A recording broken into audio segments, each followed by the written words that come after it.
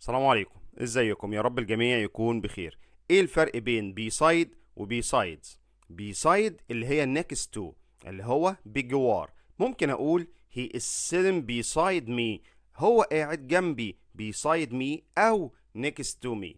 ولكن besides المعنى مختلف تماما. besides اللي هي in addition to، in addition to، ودي بيجي بعدها يا اما verb plus ing او النون الاسم. يعني ممكن أقول besides English I study French، أو in addition to English I study French. بالإضافة إلى اللغة الإنجليزية فأنا بدرس اللغة الفرنسية. يبقى beside اللي هي next to اللي هي بجوار، ولكن besides اللي هي in addition to اللي هي بالإضافة إلى. المعنى مختلف تماما. تمام يا شباب، أنا نزلت فيديو شرح عن الجزئية دي وإزاي أفرق بين بيسايد وبيسايدز، فيديو كامل على القناة على اليوتيوب. أتمنى الكل يدخل يتفرج عليه، والسلام عليكم ورحمة الله وبركاته.